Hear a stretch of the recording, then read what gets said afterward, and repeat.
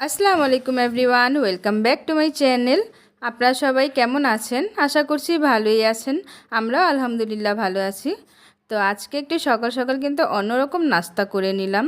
আজকে নাস্তায় ছিল হচ্ছে ভুনা খিচুড়ি, মানে চিকেন ভুনা খিচুড়ি, আর হচ্ছে 5 রকমের ভর্তা।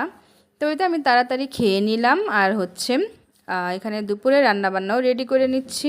এখানে ছিল হচ্ছে মানে গরুর মাংস দিয়ে আজকে বাঁধাকপি দিয়ে রান্না করব। আমার তো অনেক অনেক বেশি ভালো লাগে। শীতের মানে সবজি দিয়ে যদি কোনো কিছু না রান্না করা হয় তাহলে কি হয় বলেন?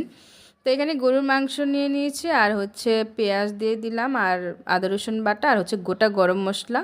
তো এখানে সব রকম গুঁড়ো মশলাও দিয়ে দিলাম, ধনিয়ার গুঁড়া, জিরার গুঁড়া, হলুদের গুঁড়া, স্বাদমতো লবণ, আর মরিচের গুঁড়া। তো সবগুলো দিয়ে এখন তেল দিয়ে ভালো করে কিন্তু হাত দিয়ে মাখিয়ে তারপরে এখন আমি চুলায় বসিয়ে দিব।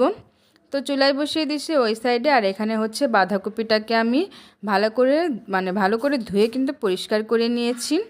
এই তো আমার রান্নাটা কিন্তু একদমই কমপ্লিট। মানে আর একটু আর কি আমি পানিটা শুকিয়ে নেব, তারপরেই কিন্তু হয়ে যাবে। একদম ভাজা ভাজা করে ফেলবো।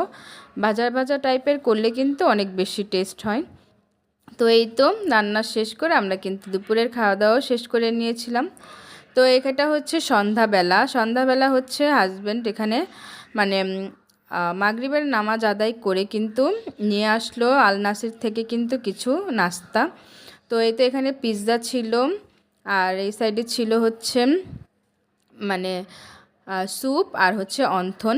এগুলো সবই আমার মেয়ে কিন্তু আনবক্সিং করছে, দেখতেই পাচ্ছেন।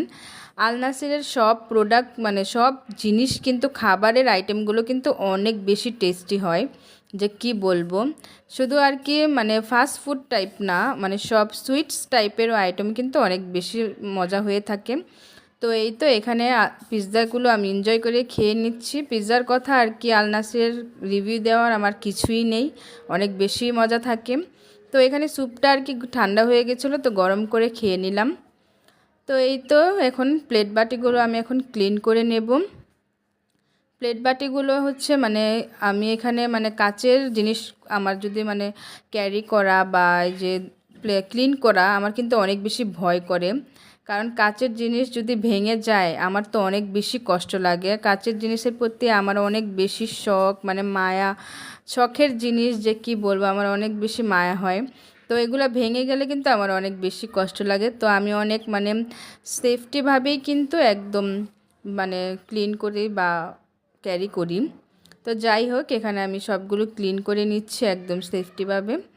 আর হচ্ছে আমার ভিডিওটি যারা যারা এখন দেখছেন অবশ্যই কিন্তু একটা লাইক করে দিবেন। যারা যারা চ্যানেলটি এখনও সাবস্ক্রাইব করেননি প্লিজ প্লিজ প্লিজ আপনারা কিন্তু আমার চ্যানেলটি সাবস্ক্রাইব করে দিবেন।